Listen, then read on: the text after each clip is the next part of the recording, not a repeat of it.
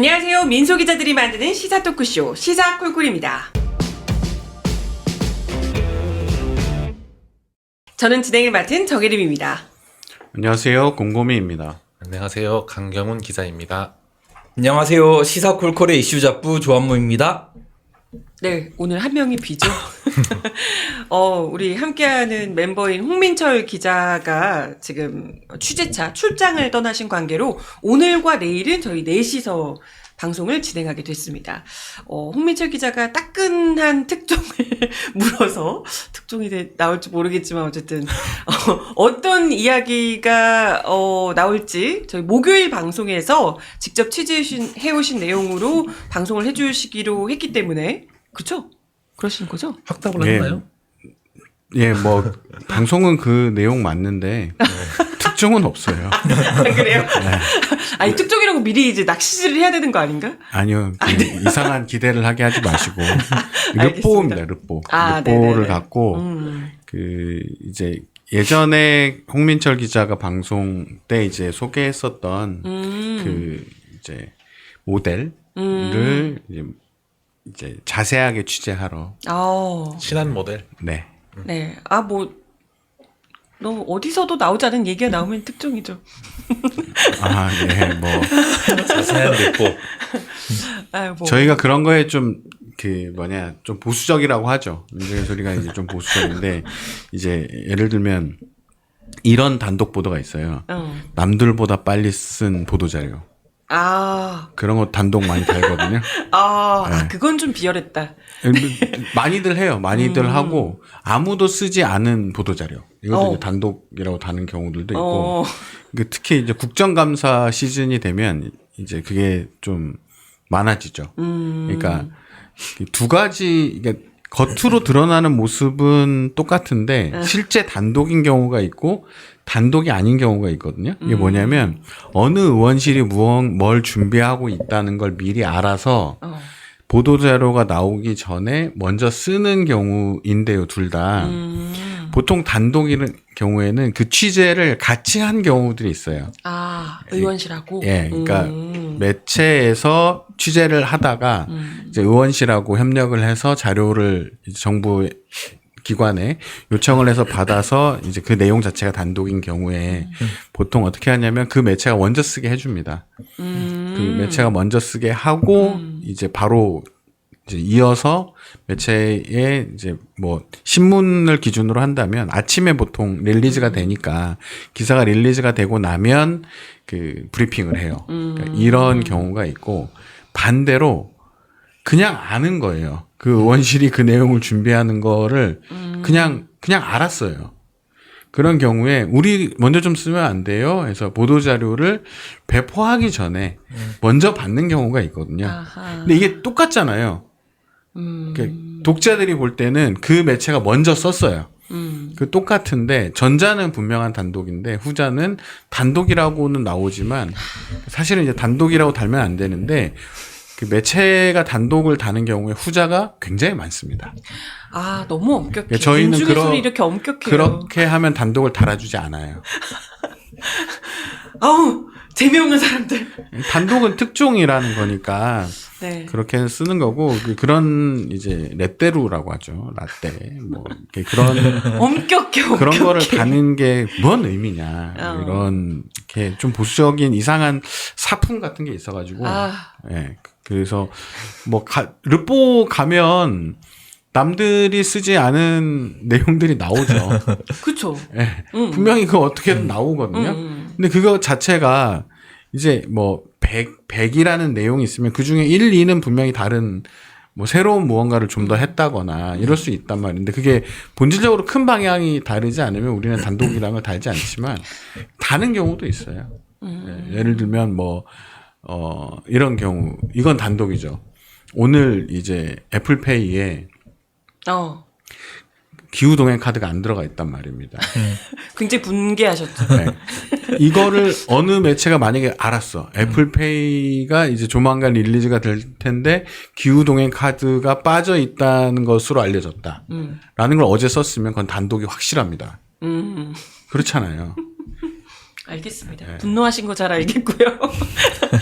아침에 굉장히 기분이 안 좋으시더라고요. 얼마나 몇 년 동안 기다려왔는데 기후동행 카드를 안 나오면 저 같은 사람 어떻게 쓰라고 그거는. 근데 그 단독 얘기를 이렇게 길게 하는 거예요. 아, 모르겠어요. 아니, 지금 단독 얘기를 하시길래 홍민철 소통이라고 기자가 오늘 저녁에 네. 이걸 보다가 네네. 부담을 느낄 수 네, 있잖아요. 부담 맞아. 아니 나는 단독을 지금 준비하는 게 없는데 저 사람들은 왜 단독을 기다리고 있는 거냐 이럴 수 알겠습니다. 있으니까. 알겠습니다. 근데 이 취재는 좀 중요한 게 그 홍민철 기자가 아마 목요일 날 약간 맛배기로 보여줄 거고요. 그 무슨 내용들을 좀 취재를 했다. 그리고 여기에는 홍민철 기자뿐만이 아니라 그 영상 전담 기자가 동행을 했습니다. 그래서 좀 이제 좋은 그림도 좀 많이 담을 거고 해서 이 르뽀를 다큐 형태로 짧은 다큐 형태로도 컨텐츠가 나올 예정입니다. 네, 많이 기대됩니다. 관심 가져주시길 바라겠습니다. 그거는 좀 기대할 만해요. 잘 찍으시는 분이기 때문에. 네, 프로가 프로께서 붙으셔가지고 네. 아무튼 뭐 오늘 홍민철 기자가 없지만 홍민철 기자가 주인공인 것처럼 우리가 앞에 좀 이야기를 막 빌드업을 해줬어요 지금 섭섭하지 목요일 않게. 방송을 위해서. 인사하는데 섭섭하지 않게. 네네. 만족하셨으면 홍민철 기자께서 만족하셨으면 좋겠고 오늘은 사실 이제 우리 조한문 기자의 이 순서잖아요. 맞습니다. 네, 좀 어려운 주제를 준비하셨어요. 뭐 무려 이 트럼프에 굴복하면 안 되는 이유를 얘기해 주신다고 네, 하셔가지고 오늘 하려고 한 얘기는 아, 쌀. 네. 이제 미국 쪽에서 이제 쌀 개방 얘기를 꺼내가지고 네. 지금 한국의 이제 쌀 시장이 어떻게 돼 있는지, 요게 이제 요 미국과의 협상에서 요 문제를 어떻게 다뤄야 되는지, 네네. 뭐 어떻게 다루자 뭐 이런 것까지는 제가 뭐 영역이 없고, 하여튼 현재 상황을 보고 그걸 좀 가늠해보자 이런 네. 취지고요. 이제 발단이 된 거는 7일 날 네. 트럼프가 그 소셜 트루스에다가 서한을 이제 딱 올렸습니다. 한국의 상호 관세 25% 부과하겠다. 그리고 이제 부과 시점은 8월 1일이니까 그때까지 이제 협상 마무리하자 뭐 이런 취지인 거죠. 네. 그리고 이제 들려온 얘기가 미국 쪽은 이제 농축산물 개방을 한국 쪽에 요구를 하고 있고 그 안에 이제 쌀 그 수입 개방이 포함됐다고 합니다. 그리고 이제 그 트럼프가 4월 달에도 이제 뭐 관세를 이제 발표를 했었는데 네. 그때 한국이 미국 쌀에 최대 513%의 관세를 부과하고 있어서 불공정하다. 이렇게 콕 집어서 직격하기도 했었거든요. 그래가지고 이제 좀 농가에서는 불안한 분위기들이 조성되고 있습니다. 네네. 그 와중에 이제 한국의 이제 통상 책임자가 문제적 발언을 내놨어요. 네. 그게 이제 여항구 통상교섭본부장 14일날 얘기했던 건데 이제까지 FTA나 통상 협상에서 농산물이 고통스럽지 않은 협상은 없었다. 전략적으로 판단할 부분이 있다고 본다. 이렇게 언급을 했습니다. 그러니까 이번에도 농업을 희생해서 깔고 들어가는 거 아니에요? 좀 주요 산업을 지켜보겠다는 취지 아니야? 이런 이제 시각들이 많아진 거죠. 네네. 일단 정부는 그런 거 아니다. 그러니까 그 농림축산식품부가 최근에 설명자를 내서 네. 정부가 지금 한미 협상할 때 그 미국산 쌀 수입 규제 완화를 검토하고 있다는 보도 내용은 사실이 아니다. 뭐 그렇게도 얘기를 했고 뭐 산자부도 정부가 결정한 바 없다 이렇게 얘기를 했습니다. 그리고 뭐 국회 이제 의원실 이제 통화해 보니까 그 정부나 대통령실에서 와서 관계자들이 그 이제 여항구 본부장의 개인적인 발언이었다. 그런 그 정부 차원의 입장은 아니다라는 해명들을 이제 하고 돌아다닌다고 해요. 그래서 이제 좀 진화를 하려고 하는데 네. 그래도 이게 완전히 불안감이 해소되진 않은 상태인 거죠. 그럴 것 같아요, 지금. 아니, 근데 우선 사실관계를 좀 짚어보고 가면 좋을 것 같은데, 어쨌건 트럼프 대통령이 뭐 한국의 미국 쌀에 최대 513% 관세를 부과하고 있다 이런 얘기를 한 거잖아요. 이게 맞습니다. 뭐, 그만큼 불공정하다라고 표현하는 게 맞는 건가요? 어때요? 이거는 그러니까 트럼프의 발언은 지극히 이제 자국 중심적인 사고 방식이다 이렇게 봐야 될 것 같고요. 그러니까 상황을 보면 한국이 지금 쌀을 의무적으로 수입을 해야 됩니다. 예, 그게 이제 물량이 정해져 있어요. 네. 40만 8,700톤을 의무적으로 한국이 수입을 해야 되고, 그럼 한국이 수출한 국가가 어디냐라고 했을 때 미국, 중국, 태국, 베트남, 호주 이렇게 5개 국가가 한국에 그 수입을 할 수 있는 거고 한국은 의무적으로 수입을 해야 되는 거고. 아, 그래요? 네. 그래서 이제 그 아까 40만 톤 거기에 대해서는 관세를 5%만 부과하되 그 물량이 넘어가는 것에 대해서는 513%를 부과하고 있거든요. 아, 의무 수입량을 초과하는 물량에 대해서만. 네. 네. 그리고 이제 미국에 할당된 게 한 13만 톤 정도 돼요. 그러니까 40만 톤 중에서 13만 톤은 미국이 한국이 수출할 수 있는 물량을 확보해 놓고 있다는 거죠. 그러니까 한국 입장에서는 뭐 예를 들어서 한국 생산량이 늘었다, 쌀 생산량이 늘었다, 쌀이 남아도 그 수출국에서 이거 가져가라고 하면 그거 이제 의무적으로 수입을 해야 하는 상태입니다. 그러니까 한국이 미국 쌀에 대해서 과도한 관세를 매기고 있다기보다는 의무적으로 한국이 미국 쌀을 수입해주고 있는 그런 구조입니다. 이건 뭐 사실 우리나라에서 자체적으로 쌀이 부족하진 않을 텐데 분명 이거 의무적으로 이렇게 해주는 것도 사실 그 중에서도 미국이 굉장히 많은 양을 차지하는 거잖아요. 맞습니다. 지금 32%나 되는 거면. 근데 이게 불공정하기는 우리 입장에서 불공정한 거 아닌가 이런 생각이 들 정도인데 그것도 40만 톤이나 우리가 수입한다는 거는 굉장히 큰 규모 아닌가요? 이게 40만 톤이 절대적으로 놓고 봐도 큰 규모고 지금 한국 생산량이 지난해 기준으로 보면은 360만 톤 좀 안 되거든요. 그러니까 한국에서 생산되는 거에 한 10% 넘게 수입이 이제 되고 있다는 겁니다. 그러니까 이제 규모가 꽤 큰 거고 그래서 이제 한국 쌀의 이제 수급 상황에도 상당한 영향을 미칠 수 있는 규모로 볼 수 있을 것 같습니다. 그래서 그 많이 얘기가 되는 거는 의무 수입하는 쌀이 이 정도로 10% 넘게 이렇게 다량으로 한국에 들어오면 쌀값을 하락시키는 원인으로 작용할 수 있다, 작용하고 있다. 네, 이런 목소리 나오고 공급이 늘면 이제 가격이 떨어지는 거니까. 그리고 그 2021년부터 2024년까지 한국 생산량이 그 수요량을 초과했거든요. 그런데도 매년 이제 쌀은 정해진 만큼 이제 들어오는 상황입니다. 그래서 조금 한국 자국의 수급 상황에 조금 그 쌀값에 미친 영향이 있다. 네, 그렇게 볼 수 있을 것 같습니다.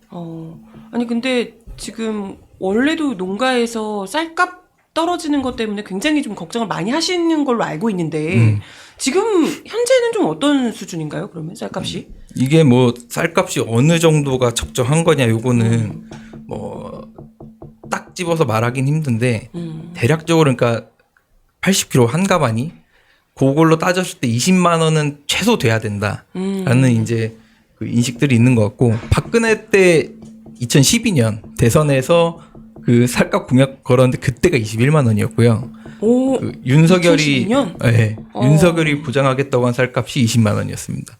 그러니까 10년 넘게 쌀값 목표치가 오히려 이제 뒷걸음친 상황이고 물가가 지금 엄청 올랐는데 그렇죠. 지금 똑같다는 얘기예요? 그게 이제 반영이 안 되고 있는 거고 그 전국 농민 총연맹, 농민회 총연맹, 전농이라고 하는 네네. 요 단체에서 성명을 냈는데 쌀값 20만 원 두고 그 이상기후와 생산비 폭등으로 본전도 찾기 어려운 가격이라고 이제 얘기를 했습니다. 그래서 지금 그러면 그 쌀값이 어떻게 되고 있냐? 네네. 그걸 이제 보여준 게 이 표인데요. 일단 지난달이죠. 6월에는 20만 1,700원이었으니까 20만 원을 조금 넘었습니다. 근데 이제 이전 거를 보면 이 쌀값 20만 원이 넘은 게 2023년 10월 이후에 처음이에요. 그리고 2021년에 뭐 22만 원까지 올라가긴 했는데 그때부터 쭉 보면은 이렇게 급등량이 상당히 크고 우하향하면서 20만 원을 못 미치는 그런 연도들이 많이 발생을 했던 거죠. 그리고 이제 이것과 연동되는 게 이제 농가 소득일 텐데 농가 소득 상황을 보면 전반적으로는 괜찮아 보여요. 이게 2024년에 5천만 원 수준이었는데 2015년에는 4천만 원이 안 됐으니까 아마 36%가량 올랐다. 이렇게 볼 수 있는데 요 농가 소득을 구성하는 항목들을 보면 네. 얘기가 좀 달라집니다.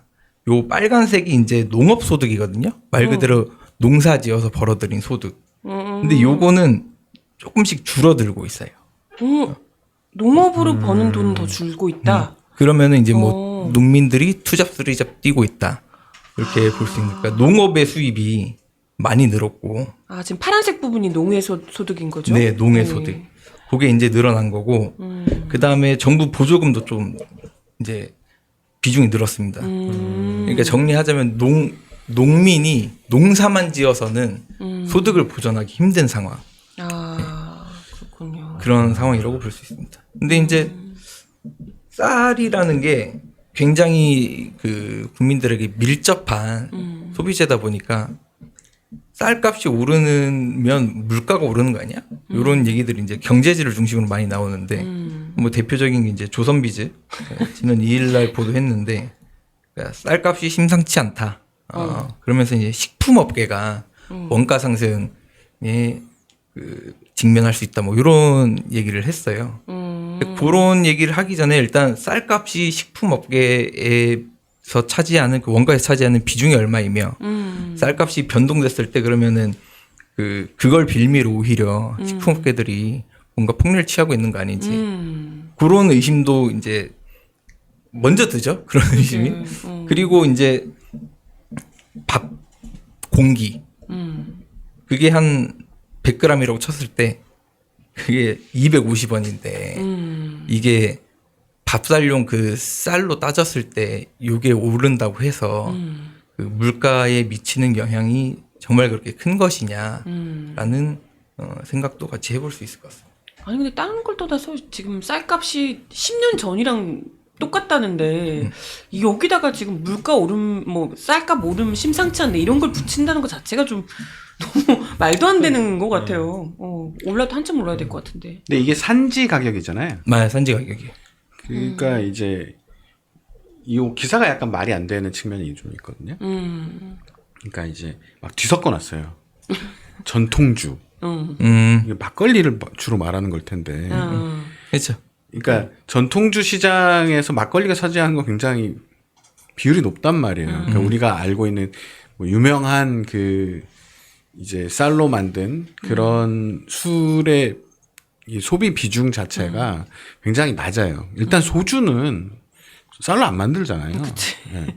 그러니까 그리고 즉석밥 이것도 뒤섞여 있단 말이에요. 우리가 알고 있는 햇반과 그 그냥 냉동하는 그런 것이 쌀이 다르단 말이에요. 햇반은 국산 쌀을 쓰죠. 그냥 맨밥. 그렇죠. 맨밥이 아닌 경우는 달라요. 그다음에 이 쌀로 만든 과자 이런 건 다 수입이란 말이에요. 그러니까 영향을 미치는 게 많지가 않아요. 그러니까 이 국내에 유통되고 있는 국산 쌀을 가지고 그 이제 그 산업 쪽하고의 연관 관계를 보면 없지는 않지만 영향은 미치겠지만 그게 아주 절대적이지는 않죠. 그러니까 그냥 쌀 가루를 만들어서 쓰는 업체에서 그런 공장에서 이제 생각해봐요. 그 무슨 쌀을 쓰겠어요? 이게 그냥 근본 없는 쌀을 써도 돼요. 수입쌀 많이 쓰겠죠. 그리고 이제 뭐 떡 같은 경우에도 마찬가지고, 그러니까 그런 이제 우리가 동네에서 사는 떡 말고 그냥 공장에서 나오는 이런 그런 종류의 이제 쌀은 이거하고는 큰 연관은 없단 말이에요. 그러니까 이런 기사를 쓸 때 근데 욕 먹긴 싫으니까 뒤섞어 놔요.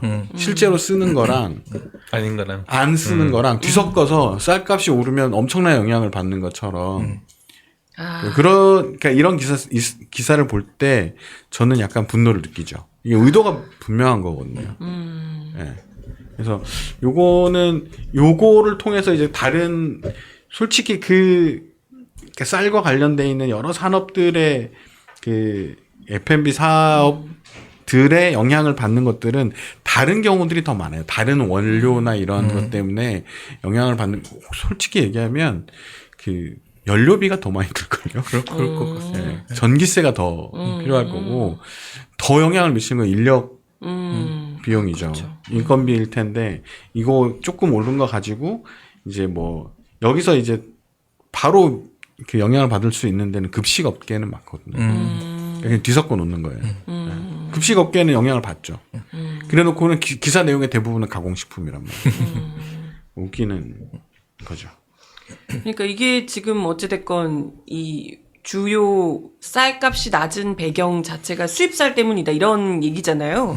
근데 아까 뭐 얘기하셨지만 수입쌀이 거의 약간 이런 과자류나 뭐 이런 공장에서 찍어내는 음식류 이런 거에서 주로 쓰이는 거죠, 그러면? 그러니까 이게 좀 된 거긴 한데 2023년 8월 기준으로 봤을 때 이제 전체 한국에 들어오는 의무 수입량이 있을 거 아닙니까? 그거 가운데 절반이 넘는 57%가 가공용으로 이제 유통이 됩니다.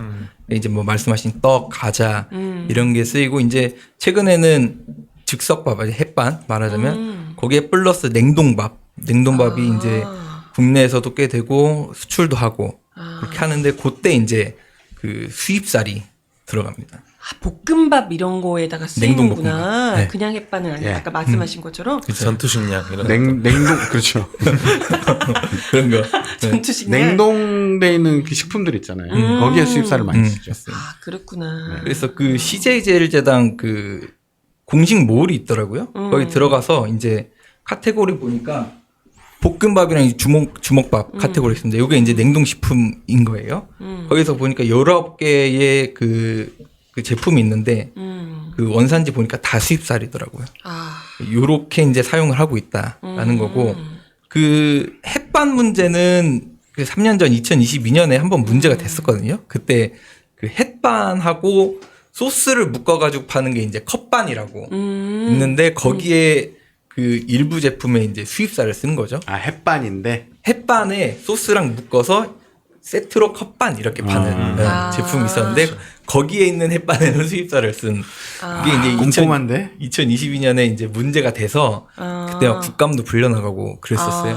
그때 이제 CJ 제일제당 부사장이 나와가지고 컵반에 사용되는 그 쌀을 이제 국산 쌀로 바꾸겠다 그 얘기를 했었거든요. 근데 지금 보면 컵반은 지금 확인로 컵반은 국산을 써요. 근데 이제 냉동밥으로 이제 옮겨가는 지금. 교묘하네. 거기서 이제 수입쌀을 쓰고 있네요. 또 한번 불려가야 되겠네. 그런 걸 잘 보면 돼요. 그러니까 그 이제 햇반이라는 건 워낙에 이제 사실 미끼 상품에 가깝고요. 그 지금 F&B 사업을 하고 있는 대부분의 업체들이 대부분 냉동밥 시장을 노리고 있거든요. 그러니까 바로 데워서 먹으면 되게 햇반을 데운다고 해서 밥을 먹을 수 있는 건 아니잖아요. 반찬이 필요하잖아요. 되니까. 그쵸, 그러니까 그쵸. 이 특히 1인 가구를 타겟으로 하는 F&B들 같은 경우에는 대부분 그런 이제 볶음밥이라든가 뭐 비빔밥류라든가 이런 것들이 주된 건데 여기가 이제 수입쌀을 쓰죠. 그러니까 이건 뭐냐면 수입쌀을 써야 유리하기 때문에 그런 거예요. 저렴해서? 예, 싸니까. 원가를 낮출 수 있기 때문에 가격 경쟁력이 생겨서 그런 상품을 계속 개발하고 있는 거죠. 뭐 근데 술에도 수입산 그렇죠. 예. 이게 되게 중요하죠. 수입쌀은. 그러니까 이제 막걸리가 싸잖아요. 네. 안 드시는구나. 술 잘 안 먹어가지고. 막걸리라는 술이 굉장히 싸요. 네. 싸게 느껴지는데 이게 이유는 수입쌀을 쓰기 때문입니다. 대부분 그래요? 그럼 나와 있는. 예, 대부분 아, 그래요. 정말? 예. 그러니까 국산 쌀을 쓰는 막걸리들이 있어요. 굉장히 비싸요. 아, 그래요. 예, 가격이 상대가 안 돼요. 지역 왠지- 양조장에서 생산하는 그런 네. 것들 아. 대량 유통되는 게 아니라 왠지 네. 좀 막걸리는 우리나라 전통 술이고 막 이러니까 쌀도 당연히 이제. 그러니까 이제 그럴 예를 것 들어 같은데 막걸리 아니구나. 하나에 한 통에 뭐 1,500원 한다. 근데 이 국산 쌀을 쓰는 똑같은 제품들이 있어요. 이러면 세네 배로 뛰어요, 그냥 가격이. 5,000원 막 이래요. 정말요? 같은 브랜드에서 나오는 똑같은 느낌의 술이어도 그냥 가격이 확 뛰어요. 그렇구나. 몇만 원짜리 있어요. 그렇죠. 해창 막걸리 이런 거. 잘하시네. 10,000원 아니야? 10,000원? 그 도수 높아질수록 아, 비쌉니다. 그렇죠. 되게 전문가시. 물을 덜 탄 거니까. 아, 그렇구나. 네. 소주도 이제 그 국산 쌀을 쓰는 소주가 있어요. 굉장히 비싸요. 증류수 같은. 예. 그렇군요. 근데 이제 한국 국산 쌀을 가지고 주정을 만들 수는 없어요. 절대. 비싸가지고. 예. 그럼 우리가 소주를 그렇게 먹을 수가 없어요. 또 돈이 없어서. 네네. 알겠습니다. 아니, 근데 사실 이게 지금, 제 입장에서는, 아니, 꼭 의무 수입을 해야 되나 이런 생각부터 드는데 그렇죠. 의무 수입을 안 하면 안 돼요? 그러니까 이게 정부의 인식과 어. 그 뭐 국민들 뭐 농가의 인식이 이제 차이가 있는 건데 그러니까 정부는 쌀값이 낮다라고 했을 때 그 문제가 뭐야라고 하면 그 국내 생산량을 얘기합니다.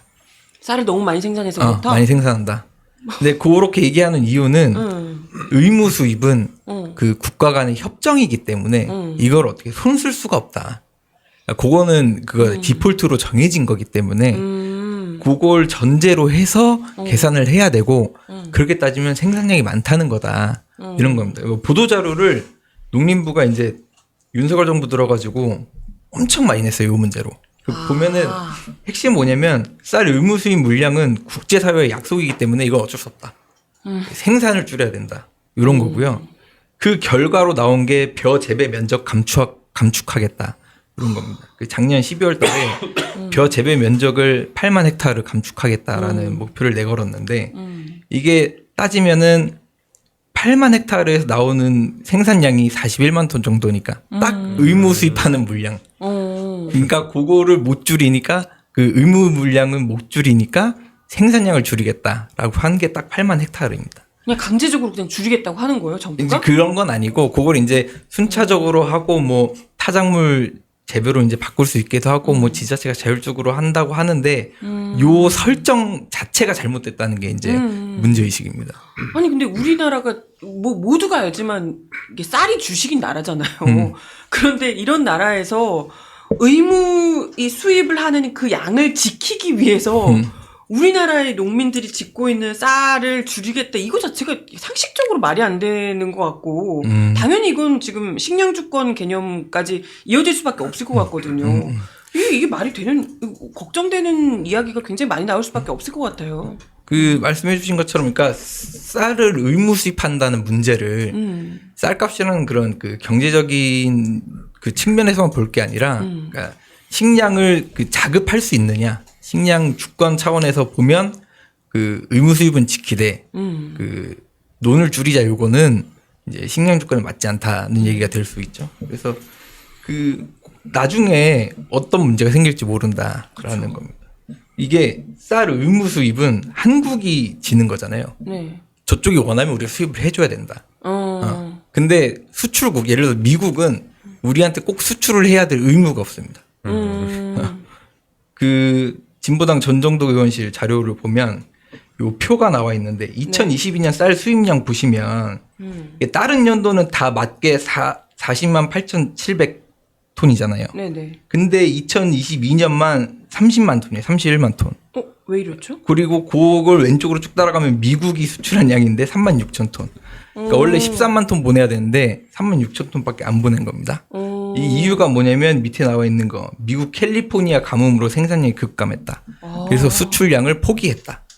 이런 겁니다. 그 2년 전, 그러니까 2022년에도 호주 가뭄으로 호주가 이제 그 우리나라에 수출을 못하니까 그 물량을 이제 다른 국가들한테 이전을 했거든요. 그러니까 수출국의 상황에 따라서 한국이 그 수입을 못 받을 수도 있는 겁니다. 그러니까 요것이 디폴트라고 생각하면 위험할 수 있다. 그런 지적이 나옵니다. 우리는 구속력이 있는데 상대국은 어떻게 보면 보호장치네.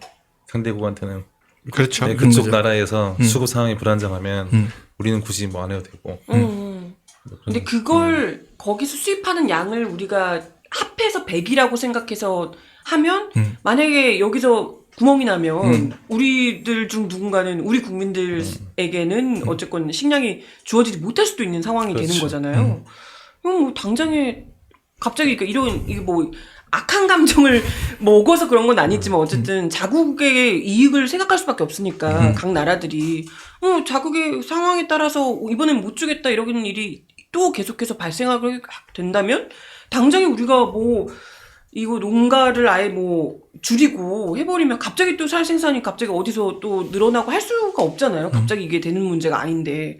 그럼 뭐 당장에 국내 쌀 수급 문제가 만약에 수입량이 줄어들게 되면 여기에도 문제가 생기는 거 아닌가 걱정할 수밖에 없을 것 같아요. 그런 우려가 있는데 농림부는 생각이 좀 달라요. 그러니까 단기적으로 이렇게 아까 봤던 것처럼 뭐 2022년 이렇게 줄었던 것처럼 단기적으로 수입량이 줄어도 문제가 없다. 그러니까 정부 비축 물량이 있기 때문에 그런 식으로 문제가 생기면 그거 비축 물량 풀면 된다라는 거고 관계자 얘기를 들어보면 한 해 수입량이 조금 줄어든다고 해서 국내 공급 물량이 턱없이 부족해지는 그런 시스템이 아니다.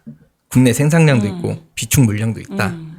그리고 뭐 극단적으로 뭐 2022년에 30만 톤밖에 안 들어왔는데 20만 톤밖에 안 들어도 문제 없다.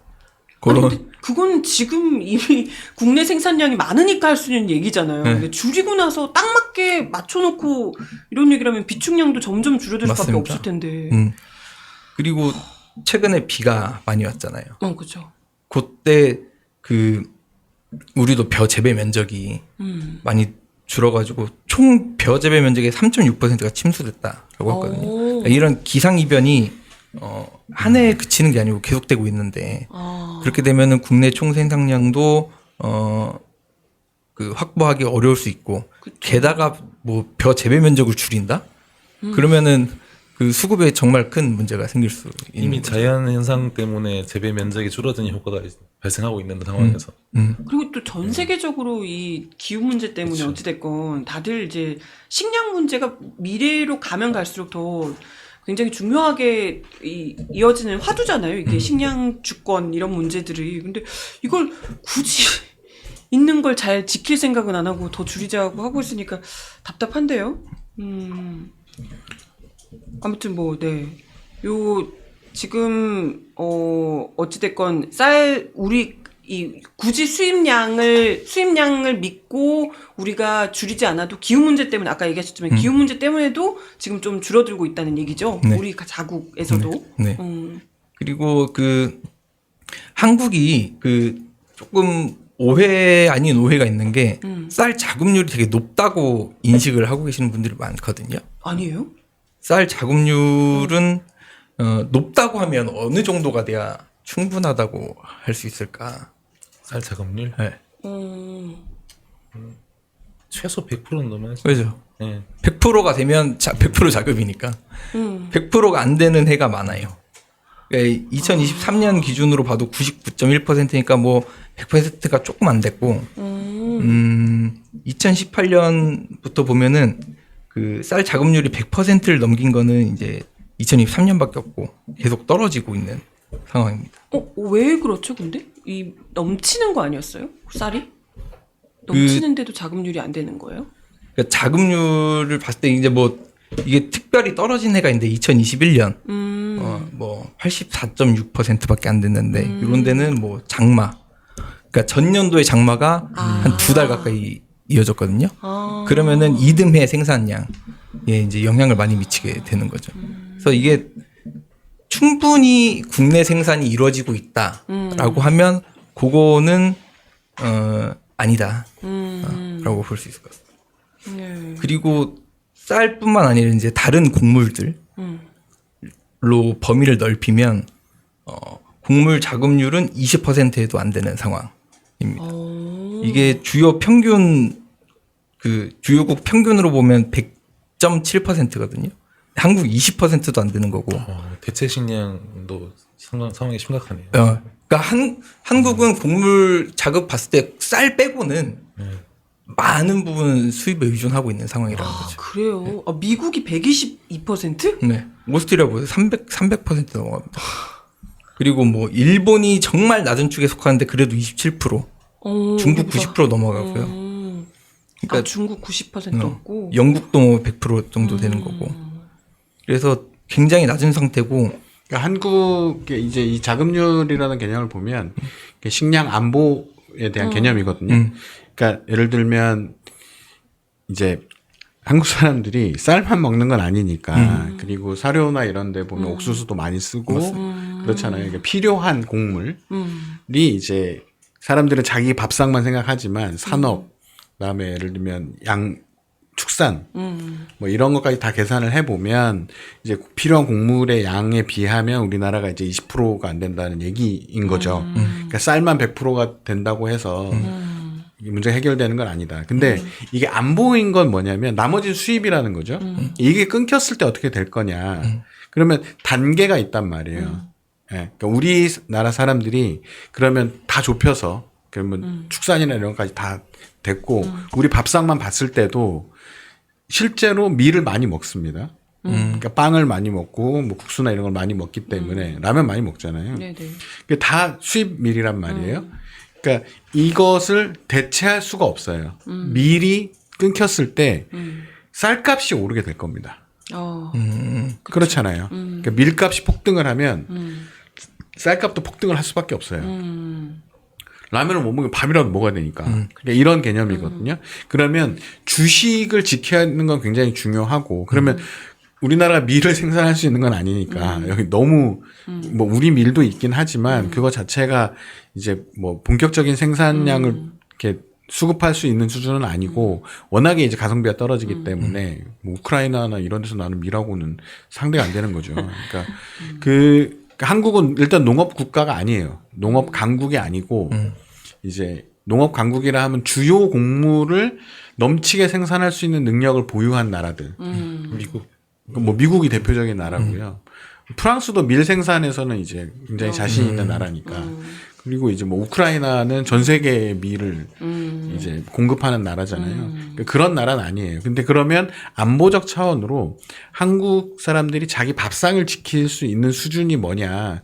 그러니까 기본적으로 지금 쌀이 필요한 지금 사람들이 사용하고 있는 쌀을 100% 생산하는 거면 되는 거 아니야?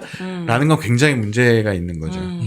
굉장히 위험한 거예요. 그러니까 다른 게 연동이 되기 때문에 그렇거든요. 그러니까 다른 곡물들이 수급이 안 됐을 때, 우리가 수입을 못 한다고 했을 때, 그건 기후 문제도 있고, 실제 전쟁이 벌어질 수도 있는 거거든요. 그러네요.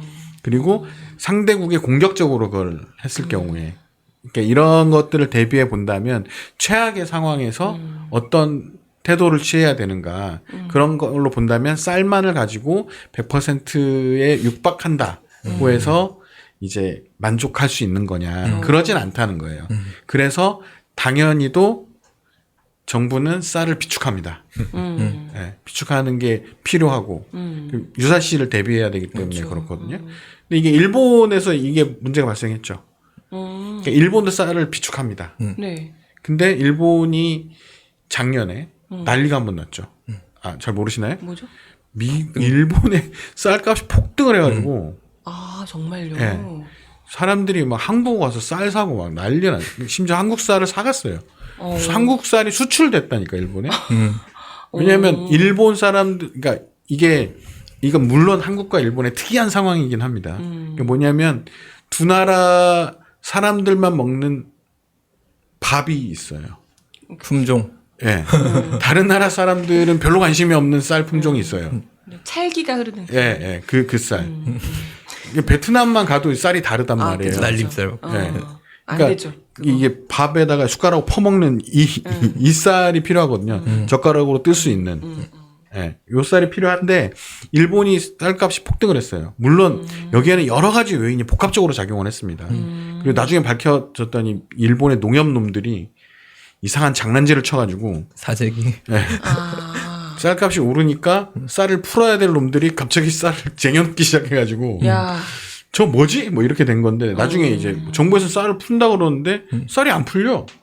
봤더니 이제 쟁여놓고 있었던 거죠. 중간 유통업자들이 또 쟁여놓고 막 이런 게 이제 나중에 들통이 나서 난리가 났는데 어쨌든 그게 뭐 외적인 일본도 엄청난 태풍으로 그 쌀값이 확 폭등한 적이 있거든요. 그러니까 이런 것들 대비하기 위해서 이제 비축미가 필요하고 한국도 이제 비축미가 이제 필요한데 일본도 비슷하게 가고 있는 거거든요. 쌀 경작 재배 면적을 줄이니까 이게 대응이 잘 안 되는 거예요. 맞습니다. 네. 위험할 수 있다는 거고. 근데 이게 의무 수입 양이 이제 시작된 걸로 올라가면 어차피 안보 문제니까 그게 이제 처음 이 국내 쌀 개방을 했을 때, 그러니까 한국이 쌀 시장 개방을 했을 때 이게 이제 1994년 우루과이 라운드 들어보셨죠? 네네네. FTA 체제 전에 이제 자유무역이라는 게 본격화되는 협정이란 말이에요. 이때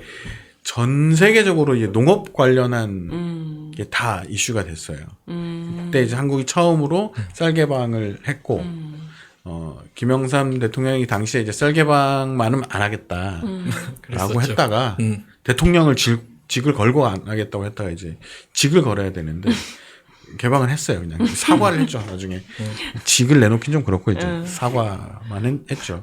그 이후로 이제 의무 수입량이라는 게 이제 정해집니다. 다 개방할 수 없으니까 요 정도까지는 하겠다라는 게 좀 늘어온 측면이 있고 이게 이제 FTA 체제로 가게 되면은 관세에 영향을 주는 거예요. 그러니까 쌀을 수입하는 대신에 이제 다른 품목에 대한 관세를 제로로 만든다거나 그러니까 이런 것들을 협정을 맺어온 거죠. 미국이 이게 많았던 거는 한미 FTA가 걸려 있었던 거죠. 예, 그러니까 미국은 농업 국가거든요. 예, 사람들이 미국은 애플과 뭐 구글의 나라 이렇게 생각하는데 아니에요. 미국 정말 중요한 산업은 농업입니다. 네, 엄청난 곡창지대를 가지고 있고 그걸 가지고 이제 이걸 팔아먹고 있죠.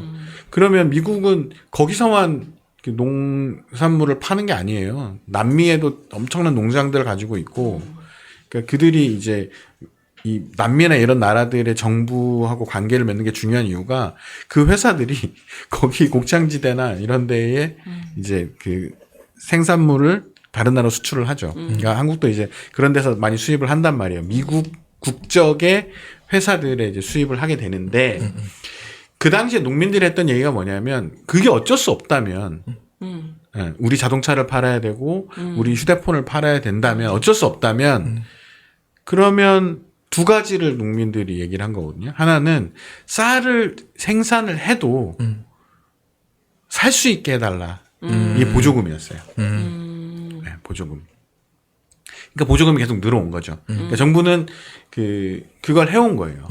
그 당시에 농민 쪽에서 아이디어가 뭐였냐면 FTA세 같은 거를 그냥 해버리면 안 되냐였어요. 세금으로. 그러니까 한미 FTA나 여러 가지 FTA가 한국이 유리하게 하는 건 뭐냐면 그 공산품이었단 말이에요. 자동차, 휴대폰, 반도체 뭐 이런 거라면 주요 이득을 보는 품목에다가 0.몇 %의 세금을 부과하자.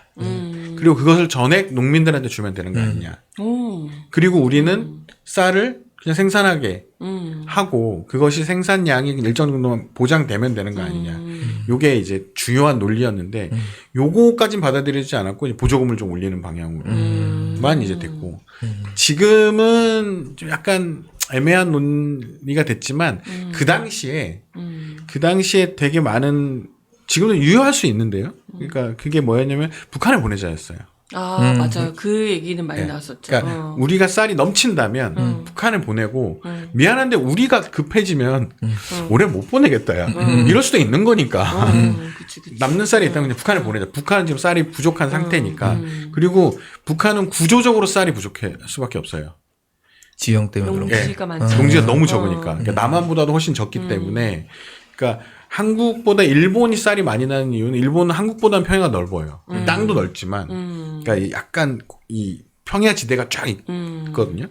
근데 남한 어쨌든 이제 경기 이남 지역에 특히 이제 전라도 쪽으로 가면 평야가 넓게 존재하기 때문에 어쨌든 기본적인 쌀은 생산할 수 있단 말이죠. 북한 이게 너무 적어요. 그러니까 구조적으로 그러니까 그렇다면 일정량 그러니까 의무 수입량이 존재하는 것만큼 그걸 뭐 그만큼을 다 하자는 건 아니지만 우리도 일정량을 정해서 북에 보내면 되는 거 아니냐. 정부가 그건 뭐냐면 정부가 그만큼의 쌀을 사주면 되는 거다라는 거. 사서 북한에 보내주면 되는 거니까.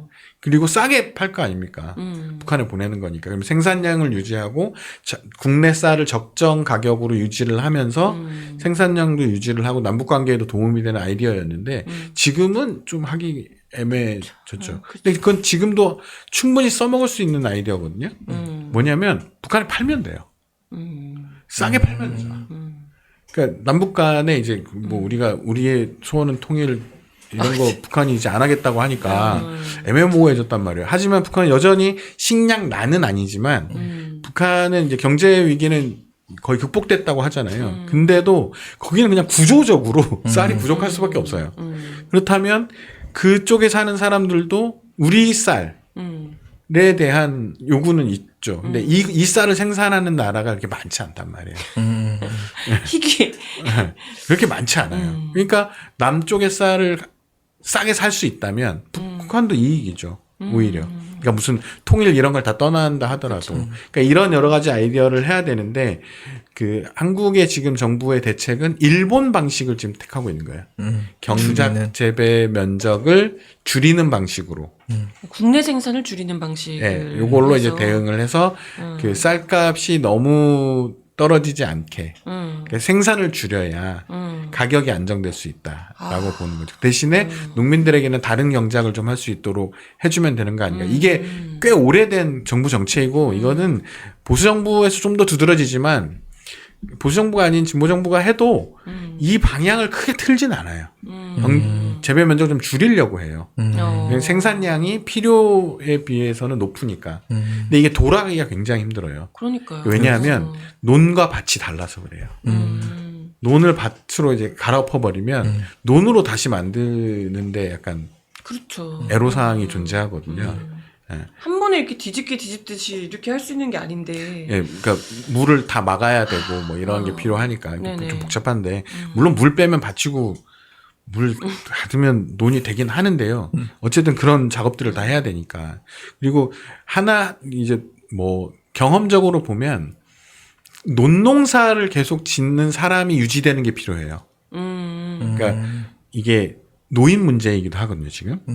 논농사를 짓는 사람이 너무 나이가 많아요. 젊은 사람들이 논농사를 많이 짓지 않는단 말이에요. 돈이 안 되니까 그렇거든요. 그러니까 이건 위험해요. 아, 그러네요. 이걸 겪은 나라가 있어요. 어디요? 북한이에요. 아, 그러니까 이건 뭐 똑같은 건 아니지만 북한도 논농사를 지을 거 아닙니까? 근데 북한이 한때 잘 나갔잖아요. 그래서 옛날에 너무 옛날인가? 80년대까지 잘 나갔단 말이에요. 너무 옛날. 북한이 남한보다 70년대까지 잘 살았으니까 중공업을 일찍 시작해가지고 근데 중공업을 하면 당연히 뭐가 따라오냐면 기계가 따라와요. 기계공업이. 그러니까 농업 기계화에 성공을 합니다. 근데 그러다 보니까 젊은 사람들이 손으로 논농사를 짓는 방법을 배우질 못했어요. 그러니까 전달이 안 된 거예요. 왜냐하면 젊은 사람은 그냥 기계로 지으면 되는 거 아니야? 이렇게 해버린 거죠. 그러니까 논농사를 지을 줄 모르는 사람들이 개념적으로 발생해버린 상태였어요. 문제가 없었죠. 한동안은. 근데 뭐가 덮쳤어요? 기름이 안 들어가요. 북한에 수해도 낮지만 에너지 문제가 생겨요. 그러니까 기계를 못 돌리는군요. 예, 기계를 돌릴 수가 없어요. 휘발유가 없으니까, 경유가 없으니까. 그래서 논이 놀았어요. 손으로 할 줄 몰라서. 예. 이거 저도 몰랐거든요. 이게 농민 쪽에 연구하시던 분이 중국 가서 알았대요. 중국에서 논문이 나왔다고 하더라고요. 그러니까 북한의 그 상황에 대해서 우리가 반면교사를 해야 된다. 그러니까 기계화에 성공을 한다 하더라도 이것을 유지해야 한다. 그러니까 농법을 유지해야 된다. 그러니까 가르쳐야 된다는 거죠, 농민들에게. 그러니까 기계를 돌려도 손으로 어떻게 하는지도 알아야 되고 이런 게 필요하다는 거죠. 근데 지금은 젊은 사람들이 논농사를 지을 줄 몰라요. 안 짓는단 말이에요. 그러니까 당장 귀농을 한다고 해봐요. 논농사 안 지어요. 젊은 사람들이 특용작물 다 한단 말이죠. 바로 현금화할 수 있는. 그러니까 경작 재배 면적을 줄이는 것도 문제가 되고 있지만 경작 인구가 줄고 있는 것도 문제가 됩니다. 근데 이게 10년 정도 내다 보면 굉장히 위험할 수 있거든요. 요거에 대한 대책 이런 것들이 과연 이제 좀 사회 전체적으로 이 고민을 해야 되는가 하고 있는가가 이제 중요한 거죠. 농민들은 해요. 농민단체들은 하거든요. 그래서 면적을 지키는 것은 면적을 지키다 보면 어떻게든지 사람을 쓰게 되고 그 사람들은 계속 유지를 할 수 있게 된다고 보는 거죠. 예. 근데 그리고 그걸 해서 생활을 가능할 수 있도록 해줘야 이제 그 인구가 유지될 수 있다고 보는데 굉장히 위험하다고 생각해요. 농민단체들은 지금의 상황이. 그러네요. 얘기 듣고 보니까 정말 젊은 사람들이 없잖아요. 우리 농가에 특히 네네. 벼농사를 지으시는 분들이. 근데 귀농을 하고 있는데 귀농을 이렇게 한다고 해도 젊은 사람들한테 이제 쌀을 권하진 않는 거죠. 정부에서. 그러네요. 네. 그러니까 이걸 할 필요가 있다라는 거죠. 어때요? 지금 뭐 정치권이나 이런 데서는 이 문제에 대해서 좀 고민하는 게 뭐가 있을까요? 지금 방안 얘기가 같은 게 있을까요? 그러니까 단계적으로 나가는데 일단 가장 먼저 나오는 거는 그 수입용 쌀을 들여오잖아요. 그거를 이제 용도를 가축 사료용으로 일단 쓰는 걸로 하자. 그러면 그게 밥상에는 올라가는 건 아니니까. 그렇게 하자는 게 있는데 지금은 사료용이 지금 10%밖에 안 되거든요. 수입쌀에. 그러니까 그래서 이제 이 비중을 좀 높이는 식으로 하자. 그리고 지금 한국이 사료용을 옥수수를 많이 쓰는데 만약에 수입쌀을 그 사료용으로 돌리면 이제 그걸 좀 옥수수 수입하는 거 좀 대체할 수 있고. 옥수수는 대부분 수입하는 거죠? 네, 거의 99%. 아하. 예. 한국에서는 그거를 못 해가지고. 근데 이제 비교되는 게 이제 일본이거든요. 네. 일본은 수입쌀을 거의 84%를 사료용으로 씁니다. 오. 식용은 13% 정도밖에 안 되니까 한국이랑 비교하면 이게 뒤바뀌어 있는 거죠. 한국은 이제 가공용 해가지고 먹는 게 많은데 일본은 사료용이 많은 상태. 그러니까 이렇게 한 거는 조금 자국쌀 시장을 어쨌든 보호해보자라는 취지이지 않았을까? 생산 기반을 좀 보호해보자라는 취지였던 것으로 이제 풀이가 됩니다.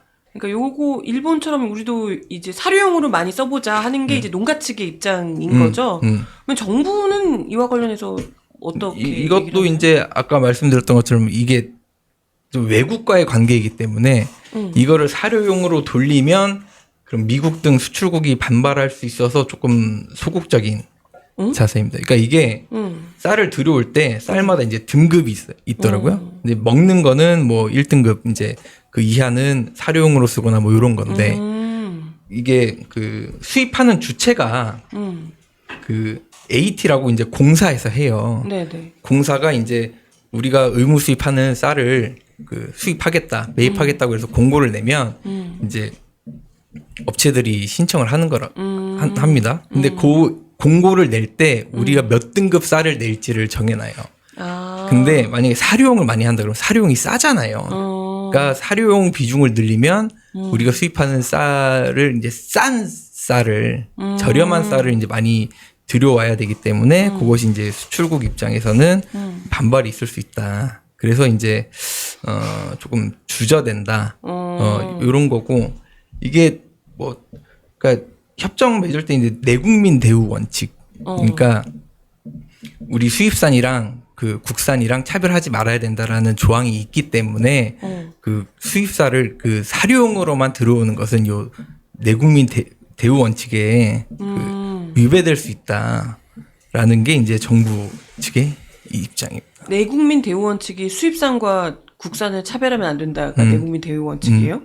근데 이제 차별을 하면 안 되는데 수입산을 사료용으로만 쓰겠다고 하면 그것이 이제 차별이 될 수 있기 때문에 요 원칙이 위배될 수 있어서 좀 조심스럽다. 아니 근데 일본은 이미 그렇게 하고 있다는 거잖아요. 사료용을 훨씬 더 많이 쓰고 있다는 거잖아요. 근데 일본은 요 이제 협정 내용 보면은 그러니까 밥쌀용 그 밥 직접 밭 짓는 쌀 있잖아요. 그 비중을 13%로 해놓고 나머지는 그 용도를 정해놓지를 않았어요. 일본은. 그러니까 밥쌀용 13%만 지키면 나머지는 뭐 가공용으로 쓰든 사료용으로 쓰든 상관이 없게 해놨다.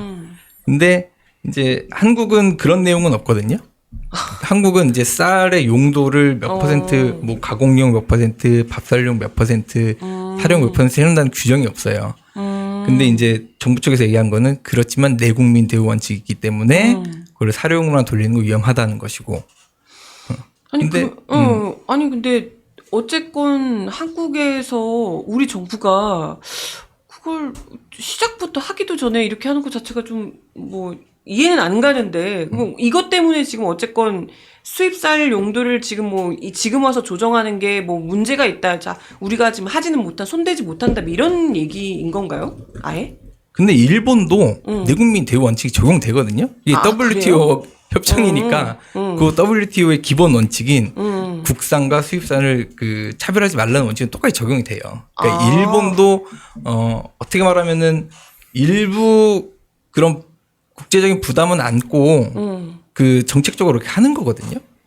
뭐야? 그런데요? 그러니까 한국도 그러니까 농민들이 가장 먼저 얘기하는 건 요 그 쌀을 수입쌀을 사료용으로 바꾸는 건 협정을 변경하지 않고 바로 할 수 있다. 일본도 그렇게 하고 있다. 그래서 요거를 최우선적으로 먼저 해놓고 다음 단계로 나아가자라는 예, 주장들을 많이 하고 있습니다. 아니 뭐 해보지도 않고 이렇게 우는 소리야.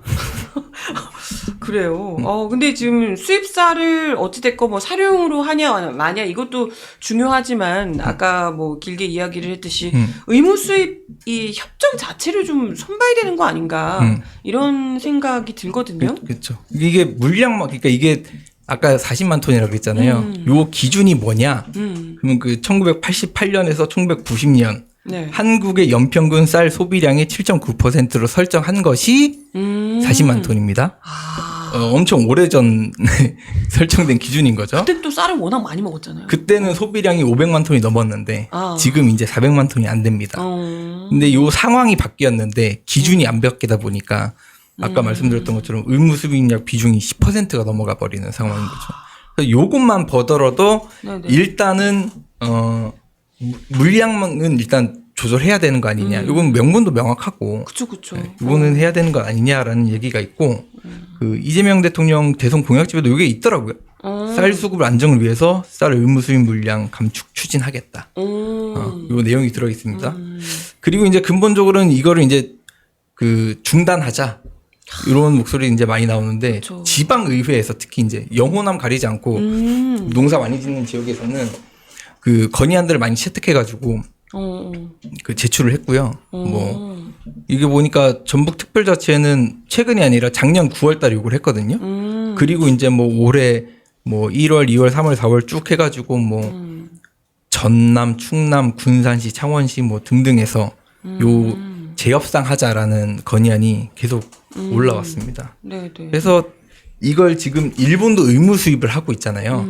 그래서 일본이랑 좀 공동으로 대응을 하면 좀 용이하지 않겠느냐. 그리고 그 국장님께서 설명해 주신 것처럼 일본도 이제 쌀수급 문제가 심각하니까 그쪽이랑 이제 같이 교류를 해보면 어떻겠느냐라는 그 움직임들이 있었고 실제로 이제 진본당의 이제 정정도 의원이 5월달에 농민단체들이랑 일본을 같이 갔어요. 가서 이제 뭐 자민당, 사민당, 뭐 입헌민주당 그 의원들 만나가지고 네네. 요것에 대해서 쌀 의무 수입 재협상을 어떻게 할까 이제 어떤 기본적인 입장들을 확인하고 좀 어떻게 논의할까 이런 얘기들을 좀 하고 왔다고 합니다. 근데 지금 어찌됐건 다른 사람도 아니고 미국이 트럼프가 대통령이라서 사실 좀 걱정이 되거든요. 지금 뭐 미국이 가뜩이나 지금 우리는 의무 수입 아예 중단해야 된다라는 얘기를 하고 있는 건데 미국에서는 아예 쌀 수입 더 개방해라 지금 이렇게 얘기를 하고 있는 거잖아요. 네. 그래서 이게 그러니까 참 타이밍이 우리는 계속 이 의무 수입을 줄이자라고 해왔던 와중에 트럼프가 상호 관세를 때리겠다고 하면서 이제 역으로 이거를 늘리자라고 해버린 상태였고 그 상황에서 이제 여왕구 본부장의 발언이 나왔고 그래서 이제 우려가 커진 거죠. 그리고 이제 뭐 여론이라는 게 뭐 어떻게 말할지 모르겠지만 경제지들은 항상 얘기하는 거 국익을 위해서 그 농산물 개방을 확대해야 되는 거 아니냐, 양보해야 되는 거 아니냐, 반도체, 자동차, 철강, 바이오 요것들 어떻게 할 거냐, 이런 이제 얘기들이 계속 나오고 있는데 그 정부 간 협상이 지금 이루어지고 있는 거잖아요. 25일날 이제 그 한국에서 부총리하고 저 여왕구 본부장하고 미국 쪽이랑 이제 협상을 한다는 거 아닙니까? 이런 상황에서 그 국내 언론이 먼저 나서가지고 농업을 양보해 주자라고 하는 것은 양보해? 이제 그것이 오히려 이제 국익 훼손이 아닐까라는 생각이 들고 네. 그러니까 국내 여론이 양보해 줘야 된다 이런 게 아니라 트럼프가 요구하는 굴종적인 외교에 대해서 좀 당당하게 나서야 된다라는 목소리가 많이 나와야 정부 측도 가서 우리 국민들이 뒤에 있는데 이런 목소리들이 있다. 우리가 여기까지는 뭐 물러설 수 없다. 그런 얘기들을 좀 할 수 있지 않을까. 맞아요. 이런 상황인데 이제 이걸 뭐 양보하자 이런 얘기들이 먼저 나와버리면은 좀 안 좋은 거죠. 그리고 미국이 지금 굉장히 강경하게 나오는 것처럼 보이는데 4월 달에는 뭐 전 세계 전 물품에 대해서 관세를 때리겠다고 서한을 날린 거고 맞아요. 그게 이제 7월 달에 다시 나온 건데 이게 정말로 미국이 그 이렇게 그 모든 국가 모든 제품에 이게 25% 50%인데 관세율이 이걸 매길 수 있겠느냐? 그렇게 되면은 미국 그 수입품 가격이 엄청 오르고 그렇죠. 물가가 엄청 뛰어서 서민들의 반발이 엄청 날 텐데 그걸 미국 경제가 버티지도 못할 거고 미국의 그 트럼프 대통령도 정치적으로 그 여론 악화를 신경 쓰지 않을 수가 없을 텐데 이렇게 뻥뻥 큰 소리를 치고 있다. 근데 왜 그러는 거야? 이게 좀 트럼프도 좀 쫀 거 아니야? 라고 보는 시각도 있더라고요. 아 그래요? 그러니까 트럼프가 4월 달에 관세 발표할 때는 185개국에 대해서 이제 한 번에 다 발표를 했는데 7월 달에 할 때는 7, 9, 10, 12일에 걸쳐서 나눠서 했거든요. 아. 그러니까 한국이랑 일본 먼저 하고 이제 뭐 나중에 EU 이렇게 넘어갔단 말이죠. 그러니까 이게 4월 달에 한 번에 공개를 하니까 네. 주가가 폭락하고 아. 국제 금리가 떨어지고 뭐 달러 가치 하락하고 요걸 한번 겪고 나니까 또 그럴까봐. 또 그럴까봐 7월 달에는 조금 분산해 놓으면 그 충격이 좀 완화될 수 있으니까 그런 거 아닐까. 그래서 미국도 트럼프도 요거를 자국 경제에 미치는 타격을 의식하고 있는 것 아니냐라는 그런 시각이 있습니다. 그래서 그 통상 전문가들은 얘기를 해보면은 일단 이게 8월 1일이었잖아요. 서한의 그 적인 시점이. 근데 거기에 얽매일 필요는 없을 것 같다. 그죠? 그러니까 뭐 무슨 우리만 그때까지 안 하면 문제인데 예를 들어서 유럽이나 일본도 그때까지 같이 안 하면 우리만 서둘러서 할 필요는 없다는 거고 그래서 그 다른 국가들이랑 좀 보조를 맞추면서 우리만 안 하면 안 되니까 좀 조율하면서 대응을 하고 그 대응 과정에서도 좀 공동으로 대응을 하는 방향으로 나가야지 이걸 뭐 미국이 원하는 그런 다자주의를 배척하고 1대1로 가는 구조로 가면 한국이 이제 운신의 폭이 좁아지니까 그런 전략들을 좀 챙겨야 될 것 같다라는 얘기들이 나오고 그러니까 미국도 좀 쫄고 있다. 그리고 한국도 너무 위축될 필요 없다라는 그 판단은 속에 이제 다자외교 역량을 좀 활용해 보자. 그런 기반을 놓고 이제 우리가 얘기했던 그 쌀 시장 얘기를 해보면 그 국회 농해소위 민주당 의원들이 최근에 공동성명 낸 게 있거든요. 그 정부에 대한 주문이었는데 네. 농업을 지키는 일이 국가와 국민을 지키는 일이라는 점을 명심하고 식량 주권과 국민 안전을 위해 한치의 물러섬 없이 최선을 다해 협상에 임해야 된다. 이렇게 얘기했거든요. 그러니까 이런 목소리들을 잘 담아가지고 네, 진행을 했으면 좋겠다. 네, 그런 생각입니다. 네. 여기서 좀 뭐 쫄 필요 없고 이제 그 트럼프가 그 난리를 한번 치고 나서 세계적으로 많이 나오는 얘기는 미국이 과연 이제 지배적인 국가냐에 대해서 굉장히 회의적인 얘기들이 나오거든요. 그러니까 미국이 가지고 있는 건 군사력이지 이제 경제적 패권은 이미 잃고 있는 거 아니냐. 그리고 이제 미국이 주도하는 어떤 외교라는 것도 위험해지고 있는 거 아니냐는 분석들이 계속 나오거든요. 이제 관세를 건드렸으니까 이렇게 바로 지금 치고 나오는 게 뭐냐면 세계 경제의 가장 중요한 회의 중에 하나가 이제 G7이란 말이죠. G7 니네 다 해봐야 브릭스에 안 되지 않아?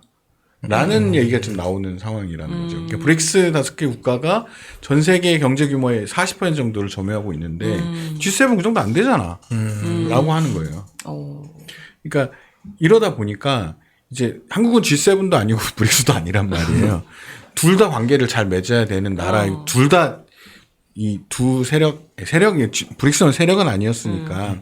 근데 이 모든 나라들하고 관계를 잘 맺으면서 성장을 해온 나라였는데 지금 이쪽에서는 두들겨 맞고 있고 저쪽에서는 안 사, 안 팔아, 뭐 이 관계가 돼버리고 있으니까 지금 위험하잖아요. 근데 이 관세 전쟁에서 이제